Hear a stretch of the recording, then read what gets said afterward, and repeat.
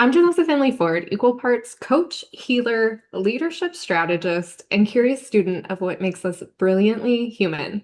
I love psychology and neuroscience almost as much as I love a good laugh at my own expense, because let's be honest, mastering the art of being human requires a healthy sense of humor. My work guides women out of stress leadership to self mastery, a self mastery that creates calm, confidence, and influential presence that changes families and teams and organizations. And I do not teach from a pedestal. I teach from the practice, and I have the bruises, the breakthroughs, and the stories to show it. And thankfully, I get to have these conversations with one of my favorite humans. So let's meet the other voice behind the mission. Hey everybody, and I'm SJ. I'm a certified crystal healer and shamanic earth and energy medicine practitioner. I blend science, spirit, and strategy together to rewire your energetic patterns for peace, potency, and purpose. So today, we're going to kick off with the question, have you ever had someone quit and it completely blindsided you?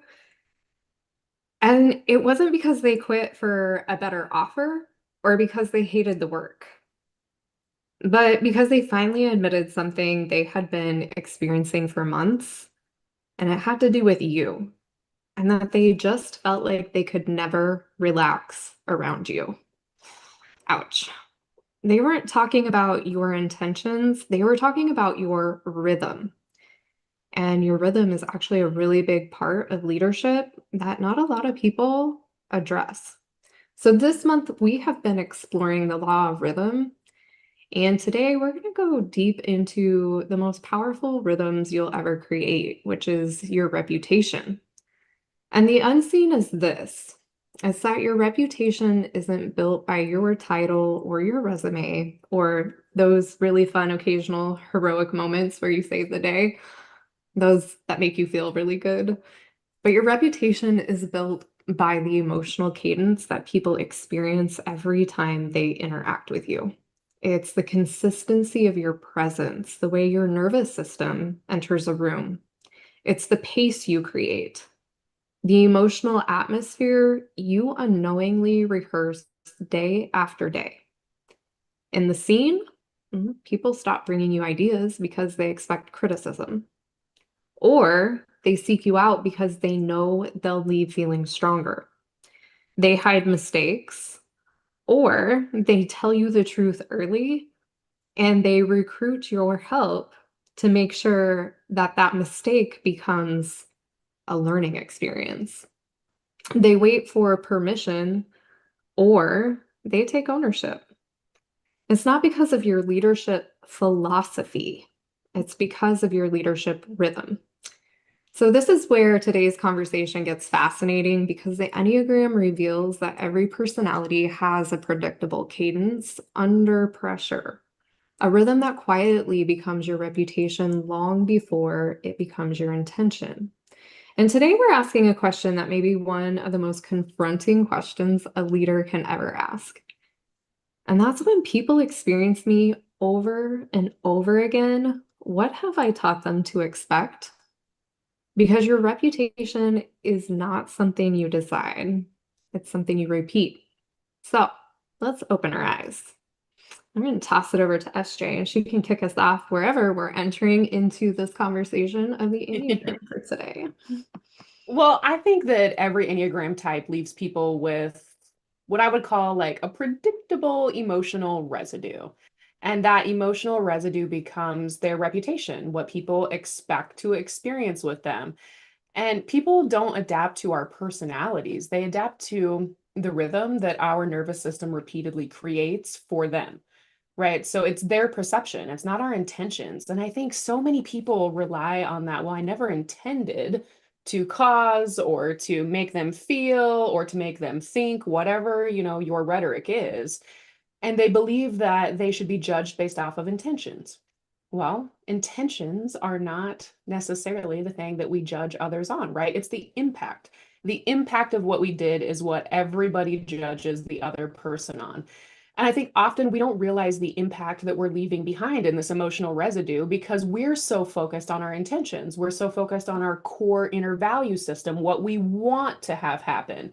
that often we disregard the fact that even if our intentions were pure or good, we could have created an impact for someone else that was detrimental.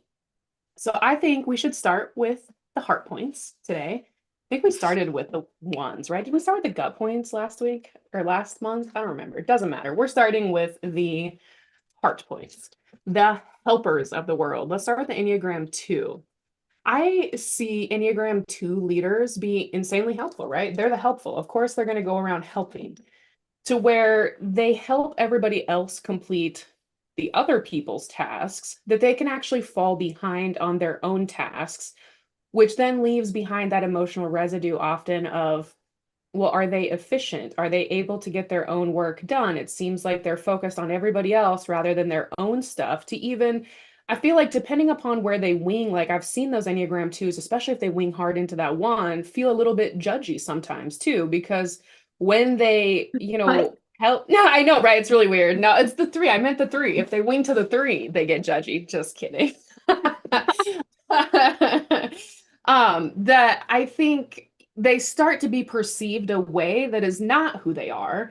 It is also not what their intentions are of being a little bit judgy when they're finally done with this, like, hey, everybody, why can't you all just figure it out yourselves? Like, why are you always coming to me? I'm not your glorified secretary. It is not my job to go look up this stuff for you. And oh, yeah, FYI, I have to go look it up too. Like, I don't actually have it memorized. Like, I have to go find the thing for you. So, why aren't you doing that for you?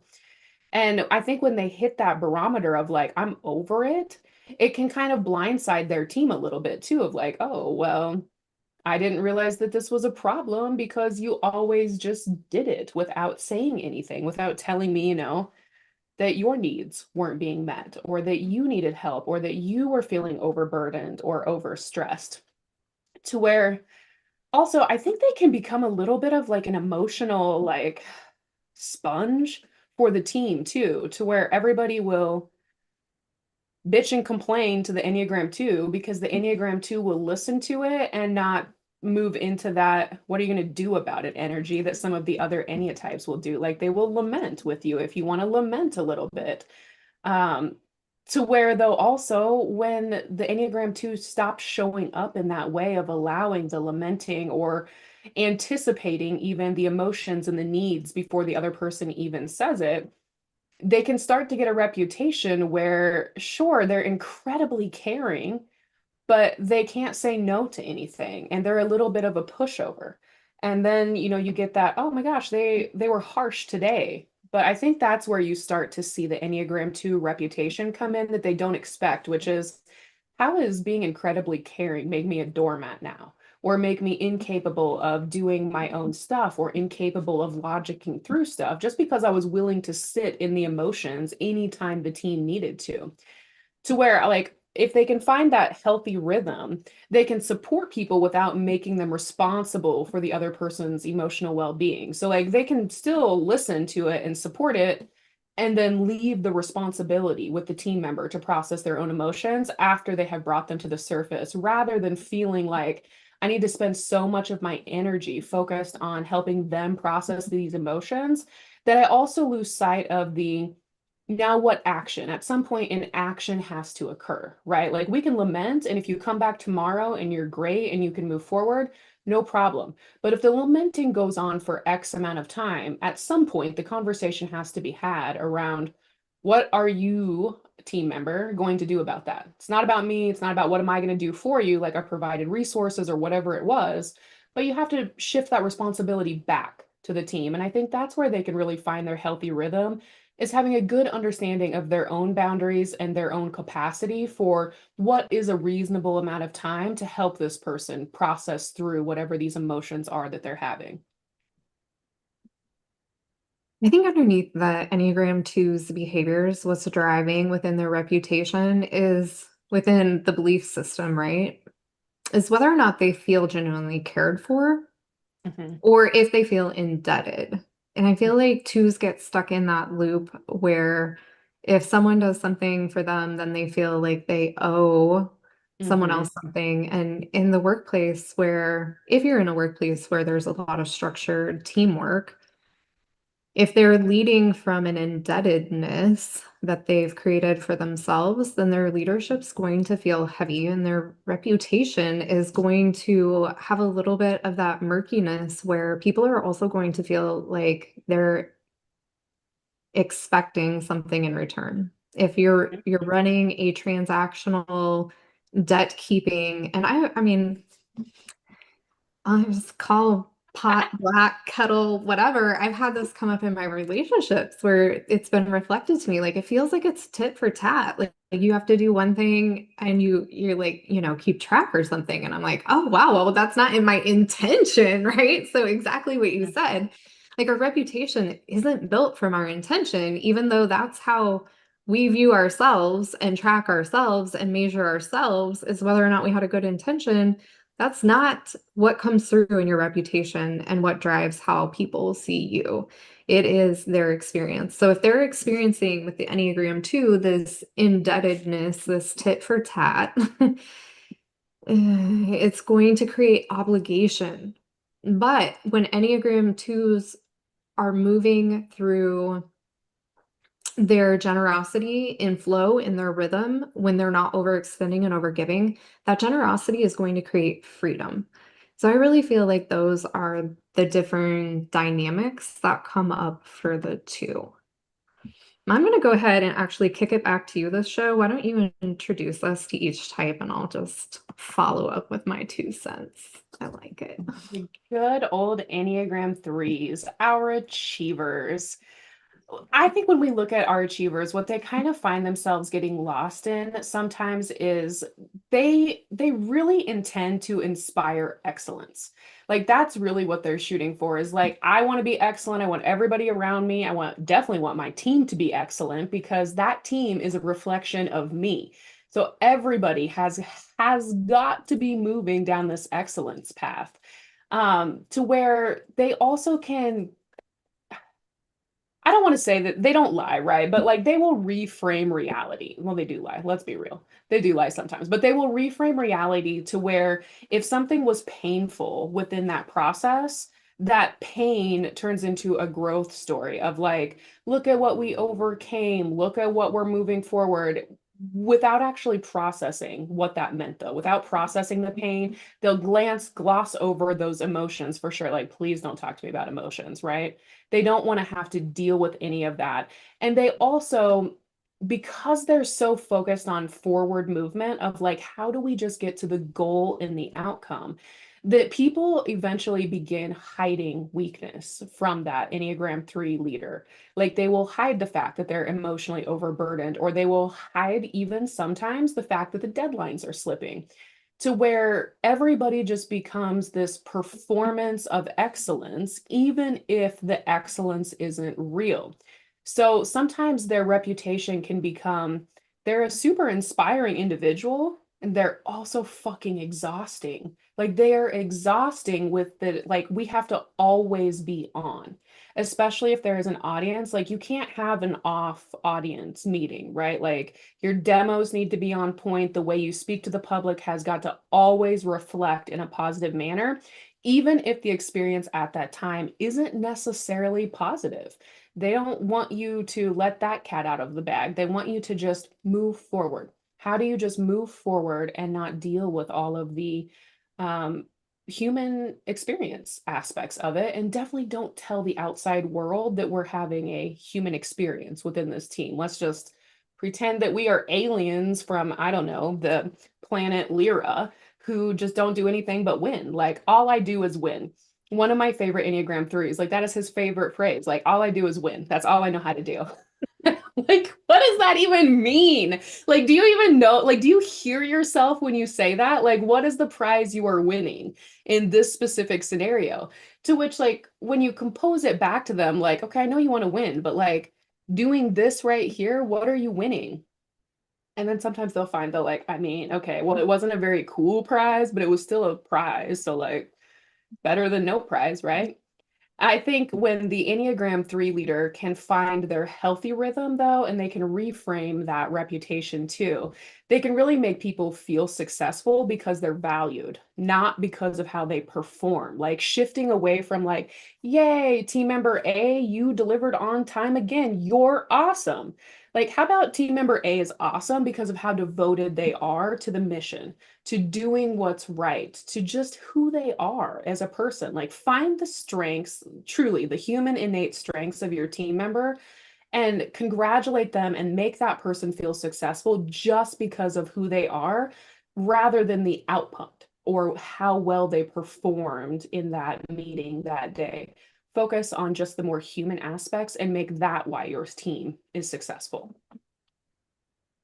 So I love I love that you introduced the three, and I loved hearing your perspective because I have to be honest, I don't have many threes in my immediate circle or even in the workplace professionally. So it's not something I get to see in live action on the regular. Mhm. And so when I reflected on the three, I really felt like one of the greatest things about them that would be, the positive side, we're polarized beings, right? So on the positive side of the reputation is that they really make things feel possible. They're always doing so much, and I feel like the Enneagram threes that I have seen in action, like they're really good at breaking things down to that next step and then being able to inspire people of like, hey, we're just going to take these next few or 35 steps, however many it takes for us to get there, but it's totally doable. And people will walk away with that inspired essence and vision that, okay, this is possible. But I also feel there's an element of the Enneagram 3 where they can internalize things. And so when it comes to their reputation and stress rhythm, when that, the mask where the three really doesn't like people to see the real them, so they'll hide behind that mask oftentimes if they haven't done some level of personal development because it's just innate within their personality. Mhm. But I think they will fall into questioning whether or not people are really seeing them. And when they start internalizing in that regard, I think their leadership becomes heavier. Like Mhm.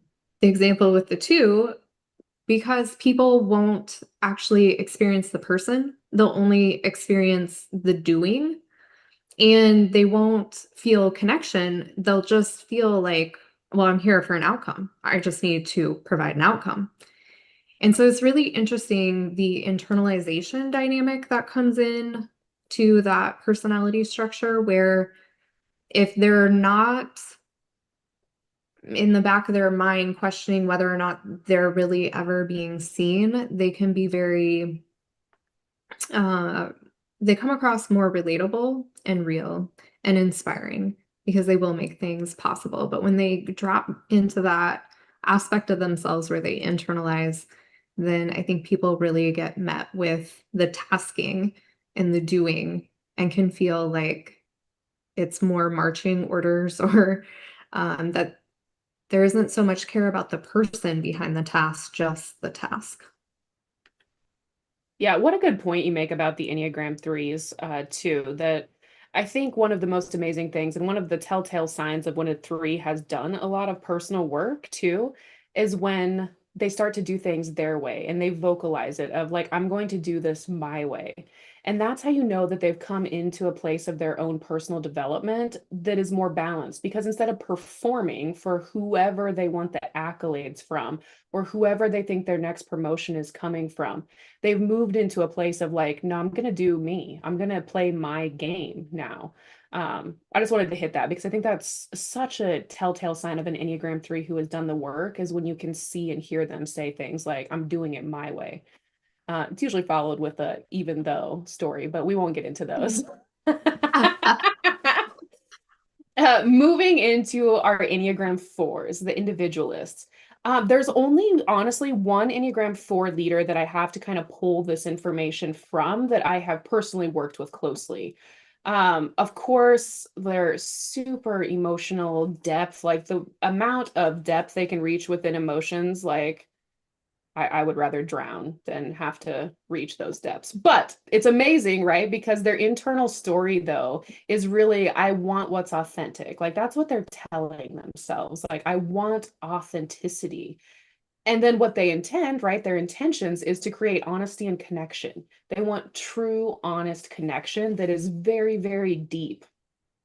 Now, I think in the workplace, sometimes that can become a little bit of an issue because I think people are naturally more guarded within the workspace than they are in their personal relationships. So I think the Enneagram 4 leader is often struggling with that. I want more depth and more connection within these relationships that a lot of Ennea types just in the workplace are never going to meet their high standards. I mean, hell, I'm an Enneagram 7. I couldn't meet their high standards out in the streets, let alone at work, because I'm more subdued. Like I'm a more subdued version within the most of the time. That not all the time. Every once in a while the crazy comes out, let's be real. But I try to be more subdued in the workplace than I am out in the streets. But every once in a while things can get weird. Where like that Enneagram 4, they're always going to feel deeply. They're going to process even deeper. And often they're going to express those things, the feelings and the processing, even more deeply externally. Like they're not always going to be able to internally process the depth of everything that they're feeling, which can create the experience for other people of, I never know what emotional climate I'm walking into today with this leader. Some days they're super insanely inspiring, funny, bubbly, like just a ball of energy. And some days they're really unavailable, right? Like they're just not here for it that day because they're maxed out somewhere else, or they recognize that this space in the workplace is not really the appropriate place for me to let all of these emotions just be on full display. So they can become a little bit reclusive too. And some days they're incredibly connected, and then other days they withdraw just to be able to keep their sanity probably together. I mean, I'm guessing a little bit of that, but to where their reputation can really become, they're really deep, but they're unpredictable.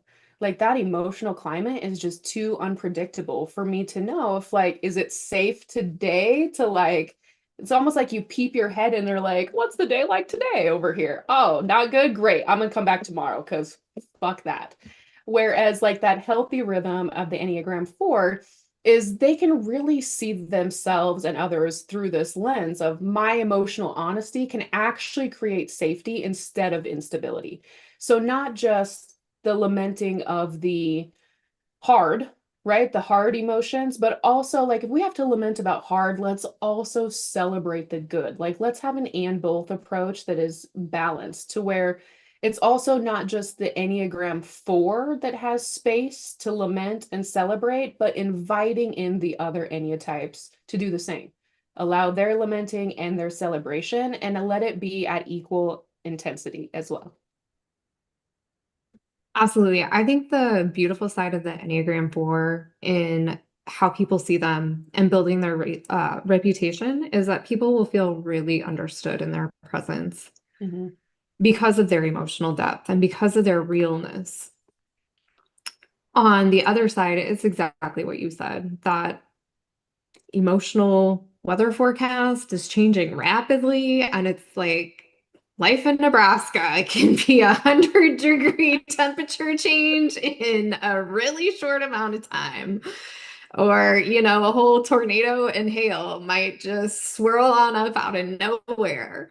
Mhm. So that can really, the unpredictability when we're talking about the fact that people calibrate, nervous system to nervous system, that unseen side that we all have as humans, where we're calibrating and reading the energy of someone else, the unpredictability that can come with the Enneagram 4 Mhm. can skew the reputation in a direction that leans away from the intention that person holds because of the wide variety of emotional terrain that they can bring to the workspace. Yeah. I think one sign too that the Enneagram 4 leader is coming into that really balanced state or has done that personal work too is when they can allow other people time to get to where they can talk about or process the emotions rather than wanting to force it, right? So when they can accept that, yeah, I know I need to process this, but I can't do it today. And just allowing, like that state of allowance of just letting the other person take that time, I think is a huge indicator that that Enneagram 4 leader is moving into that really balanced state of allowance too of the other For person's sure. experience. Yeah, and that level of honesty is also going to create connection and a Yes. lot of other positive things. Because who hasn't been there before? You know, like if someone says that to me, I'm like, oh gosh, got you. Yes. Hasn't Right. that been real life before? But if they keep it, the perspective of like, oh, all of these emotions, it's weakness. I've got to just shield up and try Yeah. to just push through. That's when it's going to be on someone else's nervous system radar, and then the unpredictability comes through. And so I love that you bring that up because the honesty really will have a very positive effect with colleagues and people around them when we're brave enough to go there. It's not always easy. Yeah.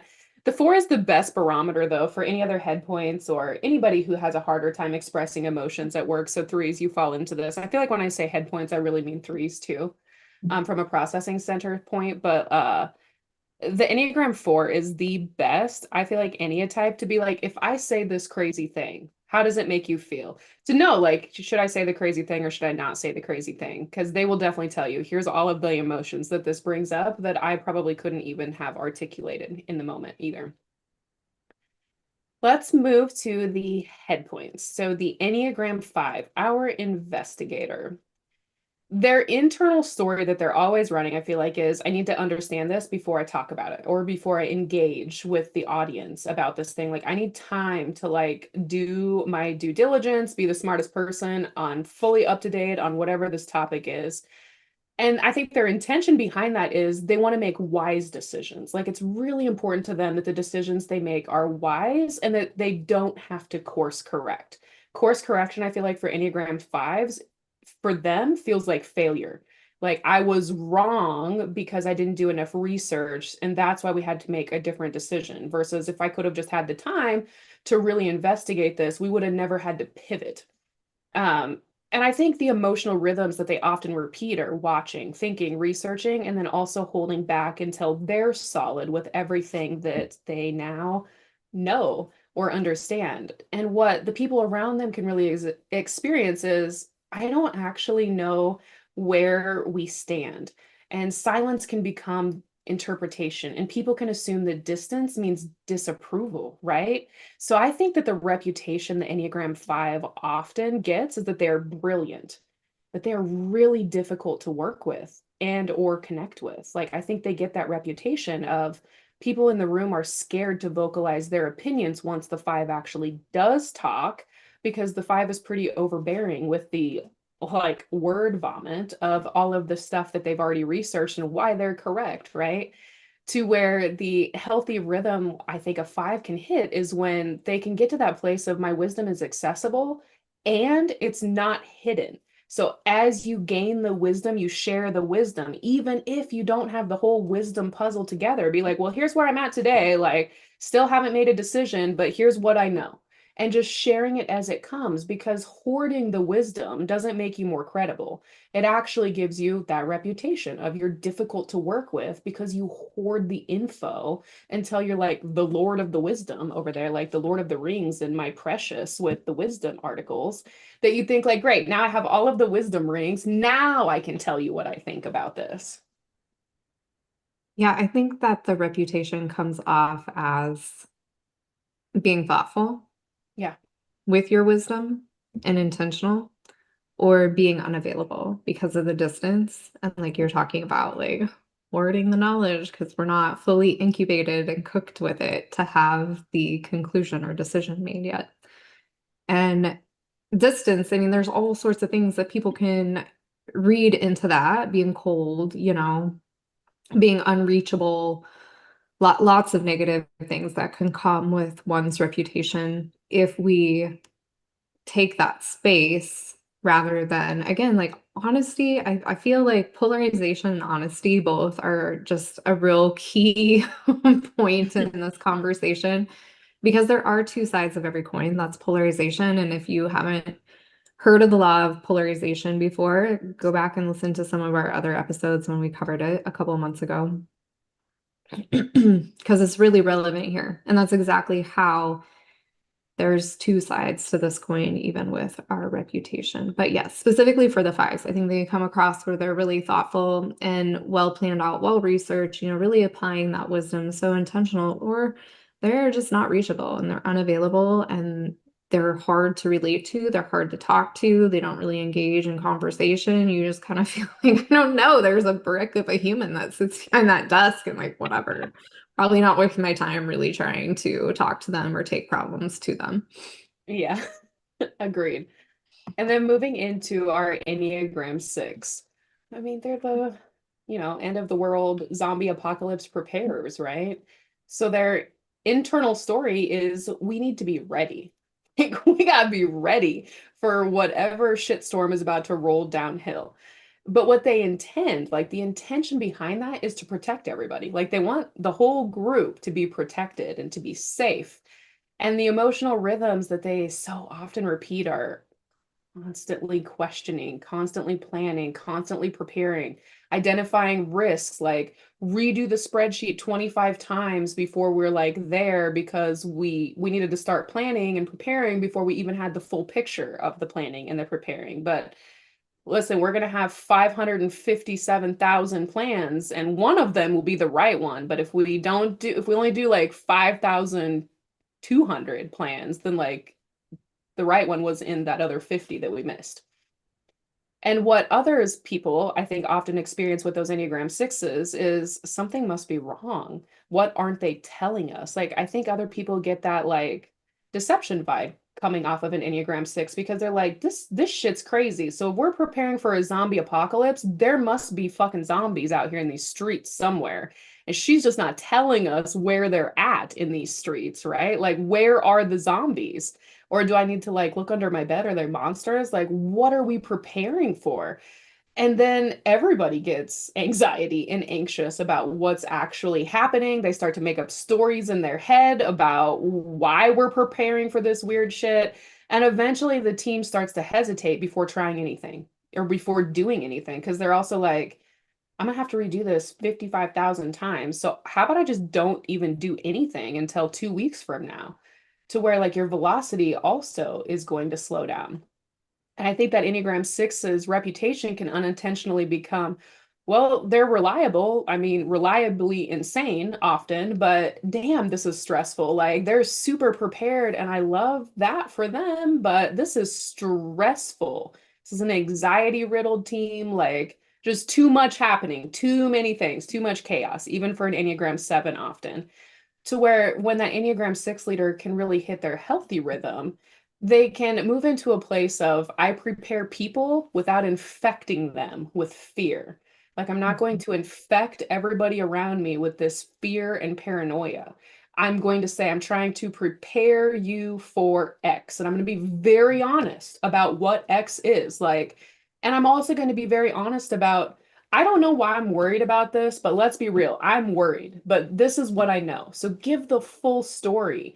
Don't give your own interpretation of, I think these are the pieces of the puzzle that's important to everybody. Give them the whole story and let them decide for themselves what's important so that they can map it together. Because if you can move into that, I'm just transparent. Here's everything I have. I'm worried. I don't know why I'm worried, but I'm worried. But here's all the info. You do with it what you will.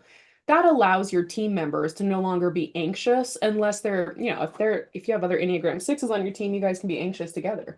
But everybody else can move into that state of like, it doesn't seem that bad. And you can allow the other people on your team to help balance out some of that anxiety with actionable steps that we can do to prepare for what's happening. Or, if you got a good old Enneagram 5 on your team, they'll probably research why you don't need to be scared, right? Like they will get all of the wisdom together to where you're playing with a full deck instead of just wishy-washy pivoting and planning for 55,000 times or items that might come to the forefront. Okay, I'm going to sidebar here for just a brief moment because you brought up something that is so powerful to overachieving women who overfunction. So when you're talking about not giving all of the information, definitely there's this whole Enneagram 6 element that plays into it. But aside from that, this is something that overfunctioning women will often do because they're being over responsible for the Mhm. emotions. Like you're trying to manage the fear, the emotions of other people, especially if you're leading through a change state. And so you're not Right. giving all of the information because you're in a pivot or things are changing. And instead of just being able to hold space for people's process and emotions to Okay. move through something, this was something I definitely saw in myself as a young leader doing really frequently. And I thought I was doing it with good intentions, but at the end of the day, I was really trying to manage my own resources, if you will, because I didn't have the bandwidth to lead through the change and do all of the things that were required in that state of change. And then also deal with everyone else's resistance or naysaying or negativity or the emotions that sparked with that when their emotions was none of my freaking business and it's none of your business either. Like give them the space to deal with their own emotions on their own time. Now, to bring it back to the six, sorry, I just feel like that's so valuable. But to bring it Long back deep breath. so the sixes, their reputation, really, you're going to spark confidence in people when you're able to trust your own discernment. You're going to produce confidence in other people as well. Or, like you said, the anxiety. And the anxiety can, which is what really took my head into this whole change, because that's what I really see with one of my colleagues. Their anxiety flares when change happens and they're leading through change. And there's just a lot of anxiety around them because of their anxiety instead of just making the decision. This mantra that I love, I've been working with a lot lately, is I'm going to make a decision that I'm going to adapt. And you might have to adapt a few times, make a few different decisions along the way, but if you can be centered and peaceful, then your reputation is going to really exude that confidence and spark that confidence in other people as well. For sure. Ah, the Enneagram 7. I mean, we have no bad reputation, right? Because we're the best Enneagram there is. Right. Right. Oh, Lord. The Enneagram 7, our enthusiasts of the world. If you're new here, I'm an Enneagram 7. So I think I can speak to this topic of the reputation, which I feel like you're going to get a reputation of everybody either loves me or they hate me. And there's not much middle ground with an Enneagram 7 often. The core rhythm, though, I would say of an Enneagram 7 is we really want expansion. We want new adventures. We want, of course, freedom. We want to do whatever we want to do when we want to do it, is the reality of that. And the internal story log that we run is there are so many possibilities and there is nothing that is out of reach. Like if I wake up tomorrow and I want to be a brain surgeon, I'll be a brain surgeon in 7 years. No worries. Like everything is achievable to an Enneagram 7. And what they intend for their team and what they want to do, the intention they want to have with other people is to inspire hope, to bring energy, to create opportunity, and to help other people find their own innate power, their voice. Like, step into that, like, say what you have to say with your whole chest energy. And the emotional rhythm that we sevens often repeat is new ideas, new project, new excitement, constant movement, and no follow through and 5,000 pivots. Right? Like, oh, fuck it, we can fix it later energy. Well, not everybody wants to fuck it or fix it later, and they definitely don't want to have to do both. That No, sounds horrible to many. absolutely painful. Right, as So much awful. pain for an any type that doesn't like pain. It creates so much pain. Yeah, so I feel like I should coin that phrase. I think for Enneagram sevens, that's a good one. That should go on a coffee mug for sure. But I think what other people also experience from Enneagram 7 leaders is they don't know if we're actually going to finish this project, or frankly, if we'll even start this new thing that the Enneagram 7 come up with. Or was it just a bright idea at 10 a.m.? Like, is this real? Or is this person just on their Enneagram 7 crack pipe today? And people stop attaching to the enthusiasm of the 7 because they're waiting for that next exciting thing. And they don't want to have the disappointment of, well, I was really excited about that first option, and then that never came to fruition. And that reputation of the Enneagram 7 becomes, yeah, they're kind of fun, but they're also inconsistent and can't always be trusted because who knows if they're actually going to follow through with this new thing that they've said we can do, right? Like, who knows? So I think there's even a little bit of that, like the seven can feel dishonest because, yeah, yesterday I said that, but shit, today's Wednesday. That was a lot of hours in between for me to change my mind and just pivot to some new shiny object.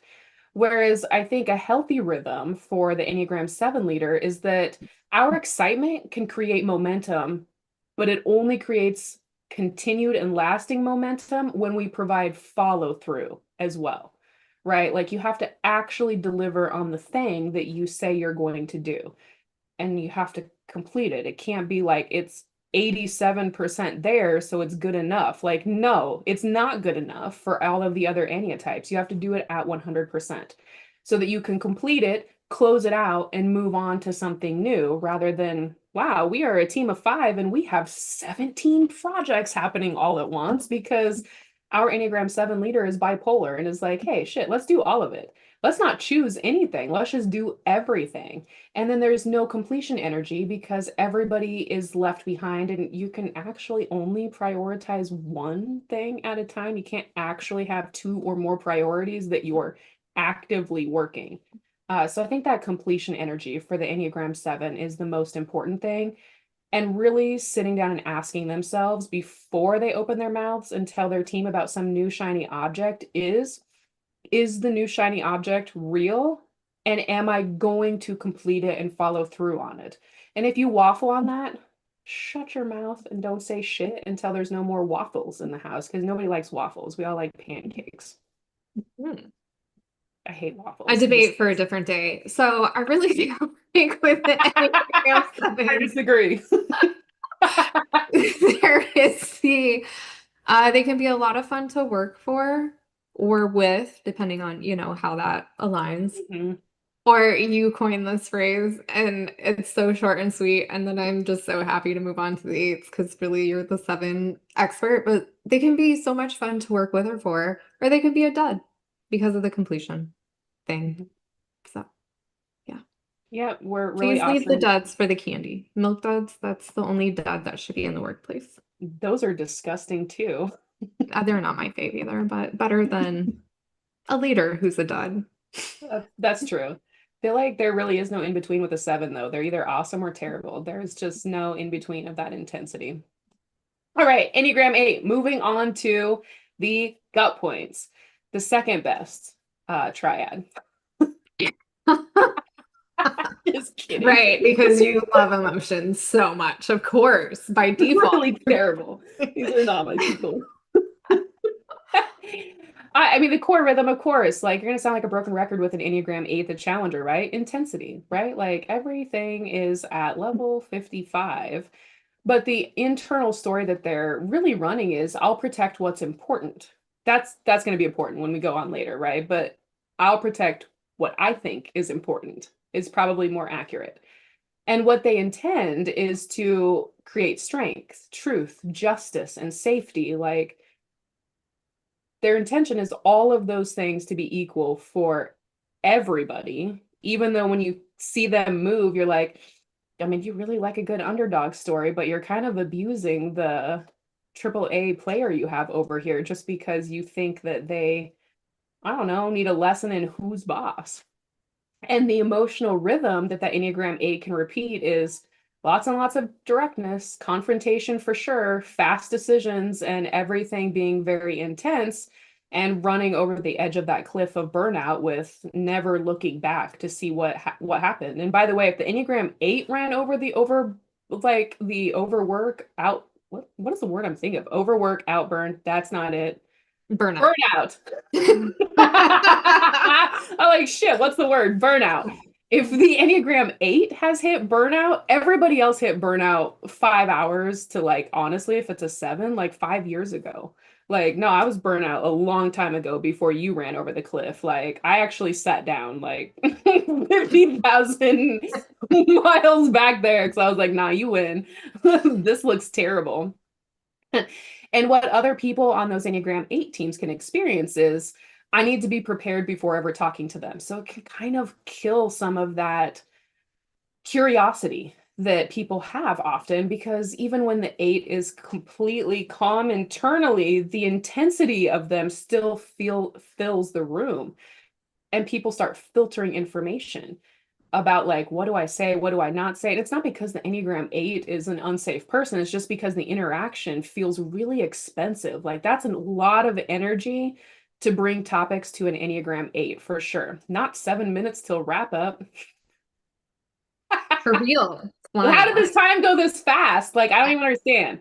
Whatever, fine. So, the reputation of the Enneagram 8 is that they're powerful, but so intimidating. And they don't give a shit about what I think or I feel because it's their way or the highway. Versus that healthy Enneagram 8 rhythm, they can really lean into that. My strength gives people courage instead of caution. Like, I want them to be courageous, not cautious. Yeah, I really think that the if you're an Enneagram 8 out there listening, just take a little inventory. Is your strength creating safety or silence? Are your people talking to you? Are they clamming up? Because you're either going to make them feel protected or intimidated. And those are the two sides of your reputation that you're going to work with. And you want people who feel protected and safe because if you do, they are going to be your best employees. Yeah. Moving into the Enneagram nines, the peacemakers. I think the internal story of the peacemaker is I want everyone to stay connected. Like I want peace in my life, and that is their intention is to create peace for themselves and everybody else. And the emotional rhythms that they often repeat are softening, waiting, avoiding friction, and keeping things comfortable. But what other people on their team actually experience through those actions is we never actually deal with anything. The room stays calm, but the problems also stay hidden until they can't. And eventually resentment often replaces the peace. And the reputation of that Enneagram 9 leader can become they're really easy to be around, but difficult to get a resolution from and difficult to get a definitive answer from, and also direction.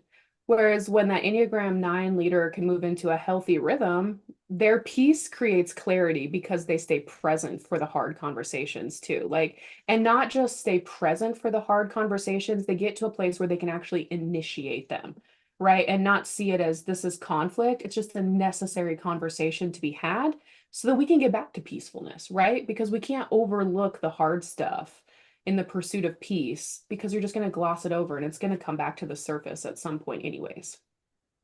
Yeah, with the nines, you're going to lead in a way where people really feel accepted, and that's going to be your reputation, that you're just a very accepting individual, safe space again, like we just talked about with the eights, or like SJ said, confusion will be a result. People aren't going to know where they really stand with you. Like they might hear you say on one hand to one person that the sky is blue, and then you're going to turn to the other person because you see both sides of the coin always and say, well, the sky's kind of green today. And they're going to be like, wait, you just said like the opposite to someone else, and I'm confused, and I don't know that I can trust you, and I certainly don't know where I stand with you. And then you're going to have a reputation where you are confusing, and you're going to create confusion where you really want clarity. Where are we at? Oh yeah, Enneagram ones. Because you We're glitched so me out by perfect. going to Like an we eight. really don't even have to talk about us. We don't have time. We can just move to wrap up. Yep, the core rhythm of the Enneagram one is to be a fun hater. Just kidding. So rigid. So yuck. The internal story of the Enneagram One, the Reformers, which, if you're new here, Janessa is an Enneagram One. So we Yes. are polar opposites in many ways, but oh, what a beautiful balance of rhythm. The internal story, I think, the one is running is there is a better way and we can do this correctly. I think they're often scanning for, like, what is the best way to do this thing? And what they intend for their teams is to create excellence, integrity, fairness, and quality work. And the emotional rhythms that they often repeat, scanning for errors, offering corrections, raising the standard or the bar, and finding the next thing to improve. Better and better every day, they say. Maybe a little bit. Maybe a little bit. I feel like with the Enneagram ones, was this cheer saying thing, like a thing for you as a kid? Rah, rah, ree. Do you know what I'm talking about? Oh Rah, rah, God. An ree. Enneagram one Kick them for in the sure knee. created that shit. For real, I feel like Ugh. that is at the core of our leadership reputation. We are either encouraging people, we're inspired for other, inspiring others to grow. Rah, rah, rah, but like we're gonna be not your cheerleader in a in a true sense of the meat of the word, but we're gonna draw out the best in you so you rise. And that's where I'm going with the cheerleader part. But at the same time, we can for sure kick them in the knee. Like I have walked away from meetings before that I've led, and I'm like, oh, I want that one back. And it's not because the point wasn't valid, but I wish I would have delivered it differently. And so there's either going to be encouragement given or criticism. You're going to have people that you're leading who are inspired to grow, or they're going to be afraid as hell to make a mistake. And so that's really where you have to balance, and by you, I mean me too, the desire to be better, the desire to see a better way, but not push it on someone else. Let them be able to move into that space on their own with their own discernment and at their own time. I feel like I could talk for hours about the Enneagram one, but instead we'll just move to our wrap up. I can't believe how quick this show went by today. I feel like when we get into the Enneagram, that's always the case, but I hope that you really enjoyed this fresh perspective on reputation and talking about leading from an angle that not a lot of people talk about. Because really, this topic with reputation and our intention versus how we're calibrating people through their nervous system to experience us is not something that a lot of leaders even really stop to measure. Mhm. We're more likely to measure performance and productivity. We're less likely to stop and look at the pattern. But your reputation is not built by your best day. It's built by the emotional experience that people have with you over time, repeated day in, day out interactions. And those interactions are constantly teaching people something about you.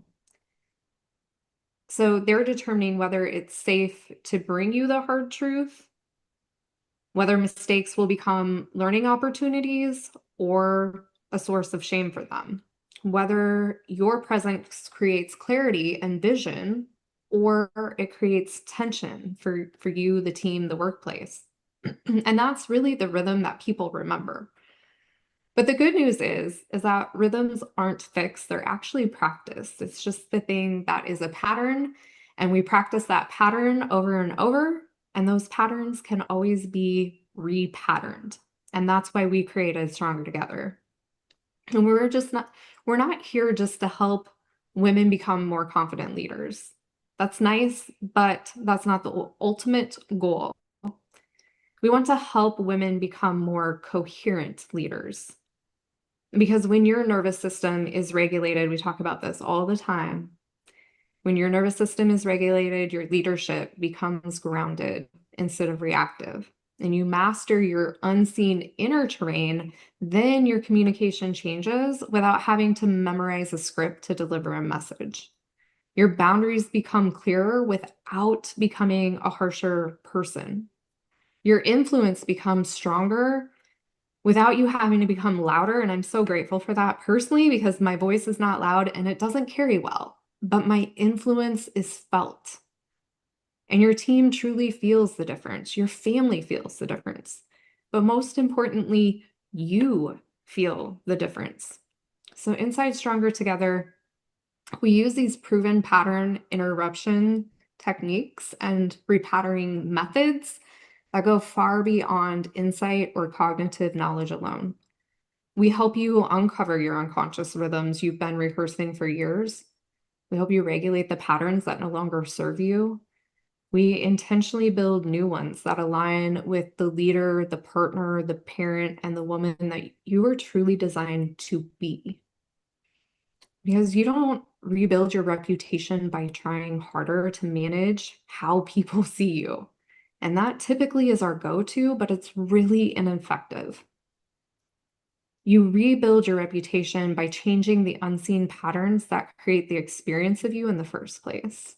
And if you're ready to become the kind of leader whose presence creates trust before you ever speak, we'd be honored to welcome you into the Stronger Together community.